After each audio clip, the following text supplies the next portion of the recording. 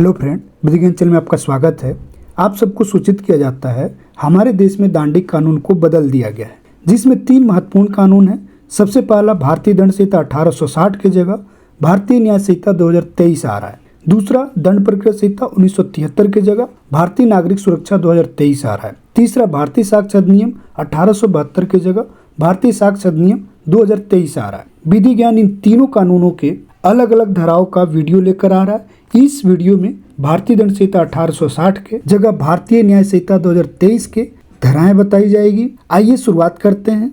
धारा 1, संक्षिप्त नाम, प्रारंभ और लागू होना। इसके अंदर 6 महत्वपूर्ण बातें बताई गई है। सबसे पहला बताया गया है कि इस अधिनियम का संक्षिप्त नाम भारतीय न्याय संहिता 2023 है। दूसरा ये बताया गया है यह उस तारीख से लागू होगा जो केंद्रीय सरकार राजपत्र में अधिसूचना द्वारा नियत करे और इस संहिता के अलग अलग उपबंधों के लिए अलग अलग तारीखें नियत की जा सके। तीसरी बात ये बताई गई है प्रत्येक व्यक्ति इस संहिता के उपबंधों के प्रतिकूल प्रत्येक कार्य या चूक के लिए जिसका वह भारत के भीतर दोषी होगा इस संहिता के अधीन दंडनीय होगा अथवा नहीं। चौथी बात बताई गई है भारत से बाहर किए गए किसी अपराध के लिए जो कोई व्यक्ति भारत में उस समय किसी विधि के अनुसार विचारण का पात्र हो, भारत से बाहर किए गए किसी कार्य के लिए उसे इस संहिता के उपबंधों के अनुसार ऐसा समझा जाएगा मानव वह कार्य भारत के भीतर किया गया। पांचवी बात बताई गई है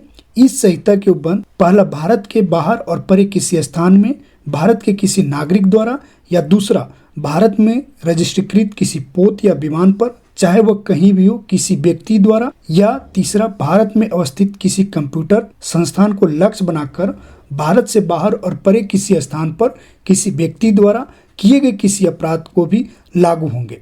स्पष्टीकरण दिया गया है इस धारा में अपराध शब्द के अंतर्गत भारत से बाहर किया गया प्रत्येक ऐसा कार्य आएगा जो यदि भारत में किया गया होता तो इस संहिता के अधीन दंडनीय होता। यह एक दृष्टांत है, देख लीजिए, इससे समझ जाएगा। का जो भारत का नागरिक है भारत से बाहर और परे किसी स्थान पर हत्या करता है वह भारत के किसी स्थान में जहां वह पाया जाए भारत के लिए विचारित और दोषित किया जा सकता है। छठी बात बताई गई है इस संहिता में कि कोई बात भारत सरकार की सेवा के अधिकारियों, सैनिकों, नौसैनिकों या वायु सैनिकों द्वारा विद्रोह और अभित्यजन के लिए दंडनीय करने वाले किसी अधिनियम के उपबंधों या किसी विशेष या स्थानीय विधि के उपबंधों पर प्रभाव नहीं डालेगी।